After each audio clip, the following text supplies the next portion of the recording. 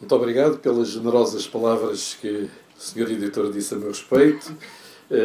Quero dizer que, obviamente, isto é uma concorrência desleal, porque depois da intervenção do Ricardo não há grande coisa para dizer e a minha intervenção vai ser uma maçadoria. Mas quero também, e obviamente, agradecer o convite que me foi feito pelo engenheiro Marcos da Silva e agradecer aos autores a confiança de me terem convidado para, enfim, de algum modo apresentar este livro. E os agradecimentos começam logo porque eu não sou fã das redes sociais, acompanho muito poucos blogs, ou não acompanho todos os blogs, vou ver alguns. Porquê? Porque nas redes sociais e nos blogs hoje em dia o que existe é sobretudo má informação, existe desinformação, existe insulto, existe ódio, e tudo isso tem contaminado as redes sociais e afastado também o que de muito bom nelas existe. Existem coisas muito boas nas redes sociais, mas há tantas coisas más que essas coisas más acabam por afastar aqueles que gostariam de ver as coisas boas que existem. Há uma teoria económica, aliás, é que a má moeda afasta a boa moeda e também as más notícias, a má informação, a desinformação, o ódio afasta seguramente a boa informação e as boas notícias. Portanto, é o caso deste livro, escrito nas Estrelas e o Vento que Passa, que é baseado no blog Velhos São os Trapos e que reúne 4 autores, Marcos da Silva, Frederico Fonseca Santos, José Aparício e Rui Frias. Digamos que este blog, que deu neste livro, vai também ao arrepio das redes sociais por 6 ordens de razões. Em primeiro lugar, os autores escrevem muito bem, em português de lei, como se diria antigamente. Em segundo lugar, os autores, apesar de escreverem num blog, gostam do papel, gostam de livros, gostam de jornais, apesar de, como digo, terem recorrido a este blog para se expressarem. Em terceiro, os autores têm experiência de vida, são cultos, não escrevem sobre trivialidades, mas sobre temas que nos interpelam e nos fazem pensar. Em quarto, os autores não escrevem a primeira coisa que lhes vem à cabeça, pensam e refletem antes de escrever. Em quinto, não utilizam o blog para insultar ninguém, mas para refletir, questionar, interrogar. E em sexto, muitos dos textos viveriam muito bem nas páginas de um jornal, alguns pela sua relativa extensão e pela sua profundidade, ao contrário do que é a apanágio nas redes sociais, onde as mensagens são curtas, cifradas e, na esmagadora maioria das vezes, sem nenhum interesse para quem as lê. E esse é o pão nosso de cada dia nas redes sociais. Um claro exemplo disso, e vão-me perdoar, vou falar obviamente mais do engenheiro Marcos da Silva. Ele é que começou com o blog, ele escreveu os primeiros 100 textos do blog e depois convidou então os seus amigos e, portanto, há mais textos do engenheiro Marcos da Silva do que dos outros autores. Mas um claro exemplo disto que eu acabei de dizer são desde logo os textos de Marcos da Silva, cujas preocupações variam numa ampla amplitude. Vão desde o Dia Mundial da Poesia, que aliás se vai comemorar proximamente, ao prazer do que é ler um bom livro e descobrir o que o autor nos tem para contar. Contrariando, aliás, um poeta chamado Fernando Pessoa, que só para irritar escreveu: "Ai, que prazer ter um livro para ler e não o fazer." Ele, que leu muitíssimo, escreveu ainda mais. Aliás, Marcos da Silva faz algo muito corajoso. Começa com um belíssimo poema da sua autoria, dedicado à sua família. Mais à frente, aliás, tem outros magníficos também, por exemplo, O Mundo que Fugi. E logo de seguida refere outros poemas, outros 2 poemas, de que diz gostar particularmente.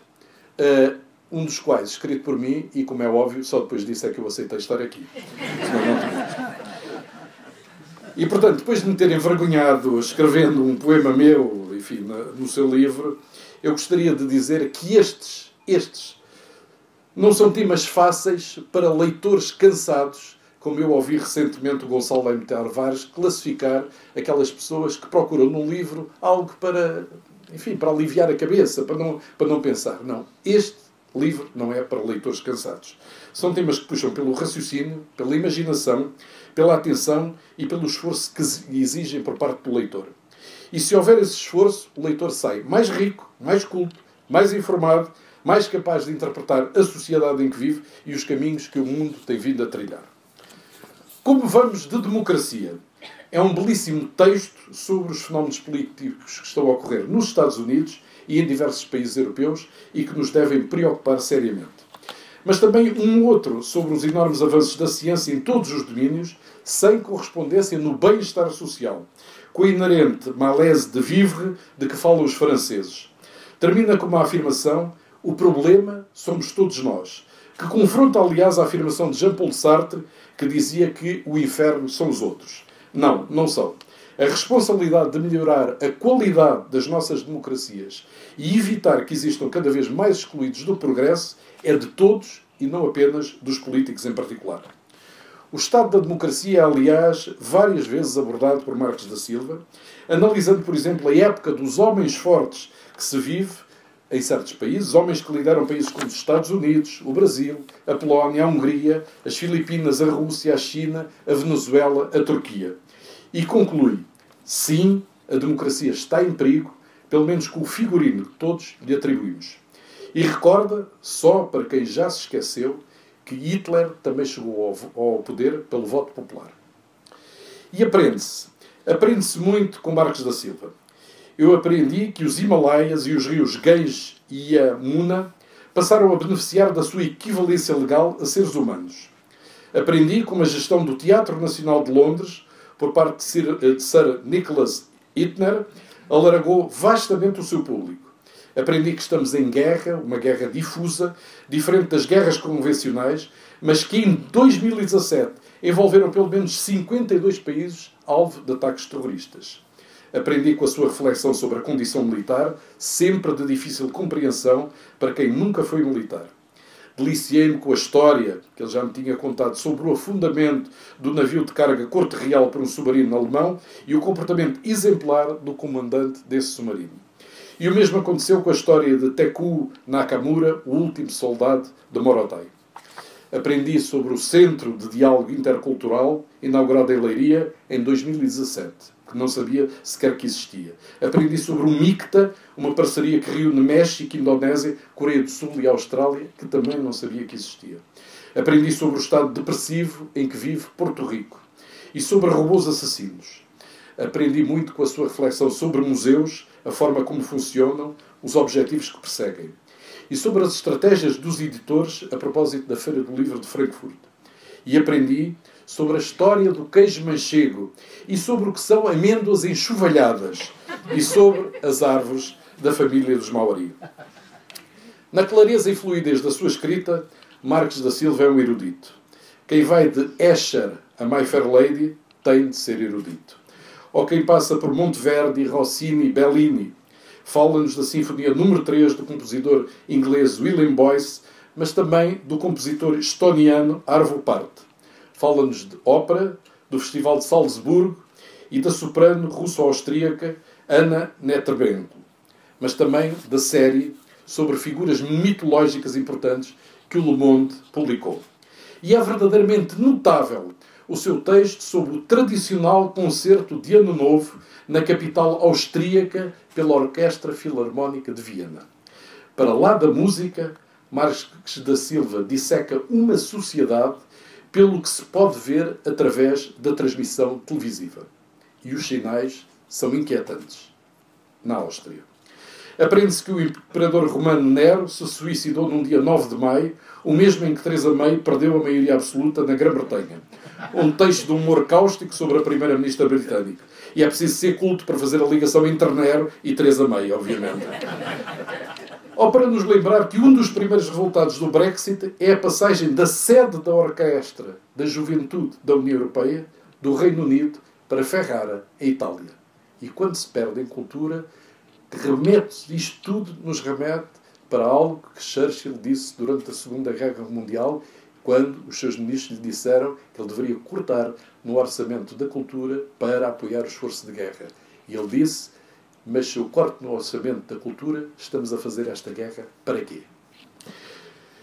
O mesmo acontece para ligar dois homens que abdicaram do seu poder. O Papa Bento XVI, Joseph Ratzinger, de seu nome, e o imperador japonês Akihito. E também nos recorda Júlio Pomar, Philippe Roth e António Arnaud. Gosto particularmente porque Marques da Silva não se escuda no politicamente correto ou em lugares comuns e diz ao que vem, frontalmente e sem rodeios. Sobre a tomada de posse de Trump, a quem chama um homem menor e perigoso, diz a propósito das palavras de Rex Tillerson, um homem de negócios, ex-presidente da Exxon, então nomeado secretário de Estado dos Estados Unidos. Rex, não era preciso desceres aos esgotos. Isto é de um colunista, um excelente colunista, que poderia estar em qualquer grande jornal internacional. E não há palavras para agradecer o facto de nos relembrar o poeta russo Osip Mandelstam, que conheceu a prisão, o exílio na Sibéria e a morte por ter escrito um poema sobre Stalin, poema esse que a professora da New School, Nina Khrushcheva, adaptou para falar sobre Trump.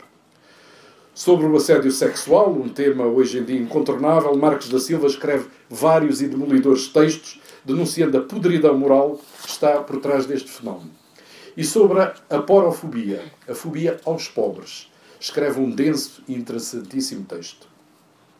Ainda sobre algo que me toca particularmente, o estado do jornalismo, temos um texto arrasador intitulado É tudo verdade ou é mesmo um nojo?, onde os tweets da presidência norte-americana são designados como buçais e inomináveis.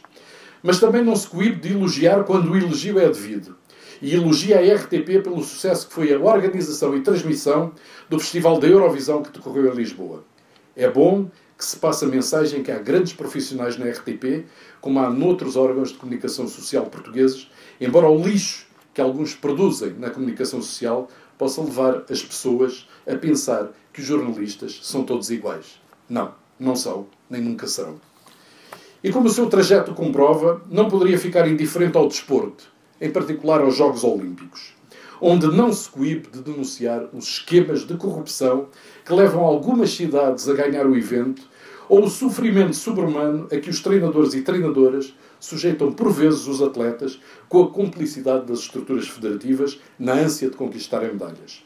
Ou como o emir do Qatar, dono do Paris Saint-Germain, usa quantidades obscenas de dinheiro para tornar o PSG um colosso do futebol mundial. E como toda a operação tem a ver com a situação política no Médio Oriente e o isolamento a que o Qatar tem sido sujeito. Ou porque é que há tão poucos casos de doping no ténis. Ou como até nos Jogos Paralímpicos há treinadores e atletas que fazem batota para ganhar medalhas. É deliciosa a sua evocação dos tempos que passou no Liceu Passos Manuel, dos professores que o marcaram, da mocidade portuguesa, da disciplina da OPAN, Organização Política e Administrativa da Nação, dos colegas, dos jogos, das aulas, e é notável o seu texto sobre o mundo em que vivemos e as 10 interrogações que ali coloca. Rui Frias e Frederico Fonseca Santos começam por abordar um tema que hoje não é percebido como tal: a liberdade. A liberdade que não havia em Portugal nem nos anos 50, nem nos anos 60 e que só surgiu depois de 74. A liberdade de criticar o Presidente da República ou o Governo, ou de beber uma Coca-Cola e comprar um jornal ou um livro. A liberdade que o Portugal amordaçado durante 40 anos não permitia. É bom que os jovens tenham consciência que este país já viveu muitos anos sem liberdade e que a liberdade é frágil e tem de ser regada todos os dias. Rui Frias recorda-nos, aliás, depois o Rio de Janeiro dos anos 50, 60, Vinícius e Tom Jobim, a revista Cruzeiro, de que me lembro bem, O Amigo da Onça de Péricles, uma banda desenhada, outra banda desenhada de um humor cáustico, eram os desenhos de Alceu Pena. Evoca também a vida do engenheiro Eurico Corvo, que, como tantos portugueses, contribuiu para o desenvolvimento de Angola, quer antes, quer depois da independência. E lembra o dia do desembarque dos aliados na Normandia, que mudou a Segunda Guerra Mundial. E como muitos esqueceram hoje, que milhares de jovens pagaram com a vida nesse dia para hoje podermos viver em liberdade na Europa. Seria surpreendente que a questão das migrações não fosse abordada. Rui Machado Frias analisa o tema, critica o comportamento de alguns países europeus e tem esperança que Portugal possa constituir um bom exemplo. Mas também nos dá um retrato nostálgico do fim da pastelaria suíça em Lisboa e do que isso significa como um sinal dos tempos para a capital portuguesa. Bem como do fim do projeto de Belgais, fundado pela pianista Maria João Pires. Fonseca Santos leva-nos até ao conflito israelo-palestiniano e uma visita a Jerusalém para condenar a transferência da embaixada norte-americana para aquele território pelo acirrar do conflito que daí virá inevitavelmente. Mas dá-nos também uma outra e muito interessante visão do Irão e da sua sociedade, bem longe da imagem satânica que Trump insiste em atribuir àquele país. O tema da manipulação dos jogos desportivos é referido por Fonseca Santos, sublinhando que o objetivo, favorecer as apostas desportivas ilegais, é uma lepra que se estendeu a todo o mundo e que é, inclusive, mais perniciosa para o desporto que a praga da dopagem. E faz igualmente uma comparação entre António Guterres e Durão Barroso, demolidora para o segundo, além de nos lembrar como os 4 Fs do Estado Novo chegaram até à atualidade. Além disso, trata da morte medicamente assistida, um tema muito sensível e fraturante, com cuidado e delicadeza, não deixando de tomar posição no debate, mas sem lançar um anátema sobre quem discorda e defende o pessoal médico que não a queira praticar. Um tema que também Marques da Silva aborda na mesma ótica. De uma sua viagem à Bulgária e à Roménia, dá-nos vários retratos interessantes, desde um certo do poema Tabacaria de Fernando Pessoa, inscrito nas paredes da Câmara Municipal de Sófia, até aos paralelepípedos amarelos que pavimentam as ruas da parte antiga da capital búlgara, passando pela interessantíssima história da primeira escola romena, hoje transformada no museu. José Aparício, por fim, traz-nos a saborosa lição do camaleão, que eu não digo qual é, terão de ler o livro. E a recomendação para ler À Procura do Tempo Perdido, de Marcel Proust, esse sim, um livro em 7 volumes, que não é manifestamente para leitores cansados. Mas também nos fala da devastadora guerra da Síria e dos massacres em Ghouta Oriental. Apenas um exemplo de como o nosso mundo está perigoso. Eu diria, contudo, que o texto que gostei mais de José Aparício foi o seu prefácio e os ensinamentos que colheu do seu contacto com o povo busquiman. Ler as estrelas ou interpretar o vento, conhecer as propriedades medicinais da flora ou de onde extrair água no deserto, são sinais de uma forma de viver e de estar num mundo radicalmente diferentes da pressa e da dispersão da época em que vivemos. É um texto que nos leva para um mundo onde se está em paz consigo próprio. Um mundo que deixámos há muito para trás, mas que José Aparício nos faz revisitar. E é isso que este livro nos traz. A revisitação do passado, a reflexão sobre o presente, as perspectivas sobre o futuro. Como diria um poeta já aqui citado, mais que isto é Jesus Cristo, que não tinha biblioteca, nem percebia nada de finanças. Muito obrigado pela vossa atenção.